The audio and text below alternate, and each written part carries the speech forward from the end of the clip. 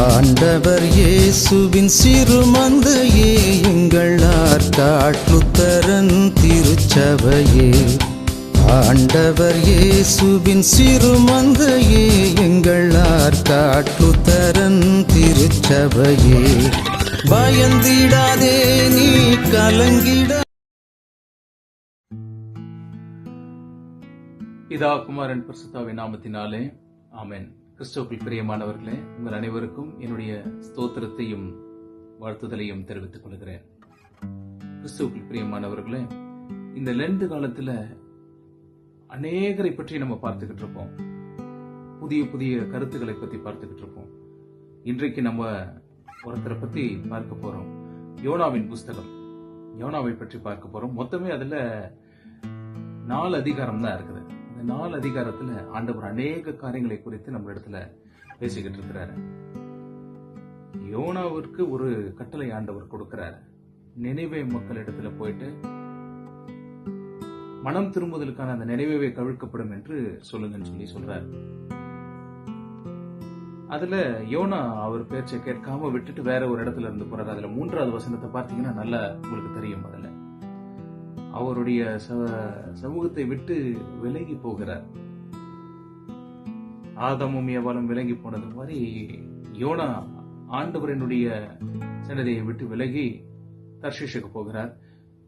ஆனால் இதுல யோனாவை தவிர்த்து மீதி எல்லாரும் ஆண்டவருடைய பேச்சை கேட்டுக்கிட்டு இருப்பாங்க. இதுல நீங்க 4 அதிகாரத்துல படிச்சு பாருங்க, ரொம்ப ஈஸியா இருக்கும். 4 அதிகாரம் தானே, நீங்க சீக்கிரமா படிச்சு முடிச்சிடலாம். கடலுக்கு கட்டளை எடுக்கிறார். கடல் மீது ஒரு பெருங்காற்றை வரவழைக்கிறார். அந்த கடல் மீது அந்த பெருங்காற்று வந்தோடனே அங்க கப்பல்ல இருக்கவர்கள் எல்லாம் பயந்து போயிடுறாங்க. அப்பயும் பாருங்க, யோனா ரொம்ப பெருமையா ஆண்டவரை பத்தி சொல்லுவார். நீ யாரு, என்ன ஏதுன்னு சொல்லுன்னு சொல்லும் போது, என்னை தூக்கி இந்த கடல்ல போட்டுருங்க அப்படின்னு சொல்லும் பொழுது, இந்த சமுத்திரத்தை உண்டாக்கின தேவனிடத்தில் பயபக்தியா இருக்கிற மனுஷன் நான், இந்த இடத்துல தூக்கி போடுங்கன்னு சொல்றாரு. வேற வழி இல்லாம அவர்களும் என்ன பண்ணிடுவாங்க, தூக்கி போடுவாங்க. அடுத்து மீனுக்கு கட்டளை இடுவார். மீனும் ஆண்டவர் சொல்லுகிற பேச்சை கேட்கிறது. இந்த கடலில் இருந்து, இந்த பெருங்காற்றிலிருந்து நம்மளை காப்பாற்றினார்ன்ட்டு அந்த கப்பல்ல இருக்க புறஜாதியாரும் ஆண்டவருக்கு பலி செலுத்த ஆரம்பிச்சிருவாங்க. இப்படி யோனாவை தவிர்த்து மீதி எல்லாரும் பார்த்துக்கிட்டே இருப்பாங்க. திரும்பி மீனுக்கு கட்டளை இடுவாரு. மீனும் அவர் சொல்லுகின்ற பேச்சை கேட்கிறது. நினைவுக்கு வந்து சேர்ந்துடுறாரு. ஒரு வழியா வந்து நினைவுக்கு கவிழ்க்கப்படும் என்று சொல்லுகிறார். அங்க எல்லாரும் ரொம்ப பயந்து போயிடுறாங்க. அதுல ரொம்ப அருமையான ஒரு வசனம் இருக்கும் பாருங்க. இந்த ராஜா தன்னுடைய சிங்காசனத்திலிருந்து எழுந்துட்டாருங்க. தன்னுடைய பெருமையை விட்டு எல்லாம் எழுந்துட்டாராம் இந்த ராஜா. அப்பொழுது பாருங்க, ஊர் மக்கள் எல்லாரும் ஃபாஸ்டிங் இருப்பாங்க, மிருகங்களும் ஃபாஸ்டிங் இருக்கும். எல்லாரும் சேர்ந்து அதுல ஃபாஸ்டிங் இருப்பாங்க. யோனா போய் ஒரு மலை மேல உட்கார்ந்துருவாரு. நினைவே அழிக்கப்படும் நம்பிக்கிட்டு பார்த்துக்கிட்டு இருப்பாரு. ஆனால் ஆண்டவர் அவர்கள் மீது மனதை இறங்குறார். அப்போ ஒரு சின்ன ஆமடுக்கு செடி முளைக்க பண்ணுகிறார் ஆண்டவர். அதை குறித்து ரொம்ப சந்தோஷப்படுவார் யோனா. திரும்பி அங்கிருந்து ஒரு பூச்சிக்கு கட்டளை இடுவார். அந்த ஆமடுக்கு செடி அந்த பூச்சியினால் பட்டு போகப்படும். அந்த பூச்சியும் கேட்கும், அந்த செடியும் ஆண்டவர் சொல்லுகிற பேச்சை கேட்கும்.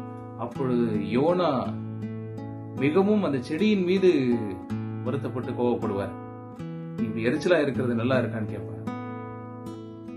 யோனாவுக்கு ஆண்டவரினுடைய ஒரு முகம் மட்டும்தான் பார்த்துக்கிட்டு இருக்கிறார். ஆண்டவரை பற்றியான இன்னொரு மறுமுகம் என்னன்ட்டு அவரு தெரிந்து கொள்ளவே இல்லை. நினைவே மக்களிடத்தில் ஆண்டவர் மனது இறங்கிட்டார்ன்றதுதான் அவருக்கு கோபமே. சில நேரங்களில் நம்ம உபவாசம் இருக்கும் பொழுது அவரோடு கூட சேர்ந்து வாசம் செய்கிறோம்ன்றது அவர்களுக்கு நம்மளுக்கு தெரியறதில்ல. நமக்கு என்ன வேணும்ன்றதான் நம்ம சொல்லிக்கிட்டு இருப்போமே தவிர, ஆண்டவர் என்ன சொல்லுகிறார், அவர் நமக்கு என்ன காரியத்திலிருந்து சரி செய்து கொள்ள வேண்டும் என்று விரும்புகிறார்னு தெரியாது. அதை கேட்கிறதே இல்லை. நம்ம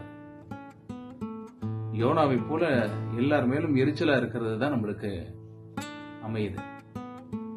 சில நேரங்களில் யோனாவை போல இருக்கும் பொழுது, அந்த யோனாவை பார்க்கும் பொழுது எனக்கு கெட்டகுமாரன் அதுதான் ஞாபகம் வரும்.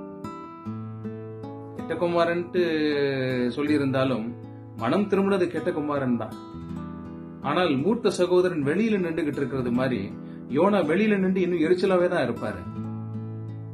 அவனுக்கு எப்படி அந்த கிருபை கிடைக்கலாம்? எனக்கு இந்த காரியம் வேணும், எனக்கு ஏன் கிடைக்கல அப்படின்ற எரிச்சல் தான் இருக்கு. ஆண்டவர் என்ன சொல்லுகிறார்? இந்த உபவாச காலத்துல நம்மளுக்கு 2 விஷயத்தை ஆண்டவர் நம்மளுக்கு போதிக்கிறார். ஒன்று, அவருடைய கிருபையை நாம் ஏற்றுக்கொள்ளணும். அடுத்தபடியாக அந்த ரட்சிப்பின் அனுபவத்துக்குள்ள போகணும். உபவாசிக்கும் பொழுது இந்த 2 காரியம் தான் நம்மளுக்கு தேவை. இந்த 2 காரியம் இல்லாம நம்ம ஆண்டவரை தரிசிப்பது மிகவும் கஷ்டம். நம்ம என்னதான் சாப்பிடாம இருந்தாலும் அது சாப்பிடாம இருக்கிறது. உபவாசிக்கும் பொழுது ஆண்டவரே, நீங்க எங்களுக்கு என்ன சொல்றீங்க? நான் எந்தெந்த காரியத்தை மாற்றிக்கணும், எந்தெந்த அசுத்தமான காரியங்களை நான் விட்டு விலகணும் அப்படின்றது எனக்கு போதீங்கன்னு சொல்லி ஆண்டவர் கையில அவருடைய சித்தத்திற்கு ஒப்பு கொடுத்தால்தான் அந்த உபவாசம் நிறைவாயிருக்கும். அதை விட்டுட்டு காலையில காஃபி குடிக்காம நம்ம எல்லாரும் எழுந்து நின்று முட்டி போட்டு ஜெபம் பண்ணிக்கிட்டு என்ன ஸ்தோத்திரம் சொன்னாலும் அது வெறும் சாப்பிடாம இருக்கின்ற ஒரு நாளாய்தான் இருக்குமே தவிர உண்மையான உபவாசமா இருக்காது.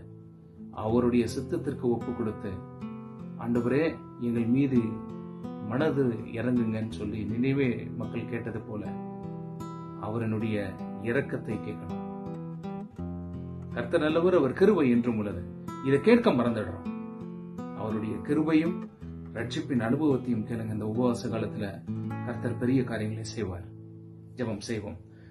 கிருபையும் இறக்கும் நிறைந்த எங்கள் பரமதகப்படே, இந்த நல்ல நேரத்திற்காக நன்றி செலுத்துகிறோம். ஆண்டவரே, நீர் பேசின வார்த்தைகள் அத்தனையும் எங்கள் உள்ளதில் ஜீவன் பெற்றிருக்க கிருபை செய்யுங்க.